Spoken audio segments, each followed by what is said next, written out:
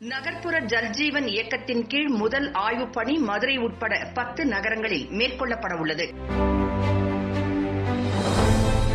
இந்தியாவில் உள்ள 4378 நகரங்களில் எல்லா வீடுகளுக்கும் குழாய் மூலம் தண்ணீர் இணைப்புகளை வழங்குவதற்காக நகர்ப்புற ஜல்ஜீவன் இயக்கம் வடிவமைக்கப்பட்டுள்ளது.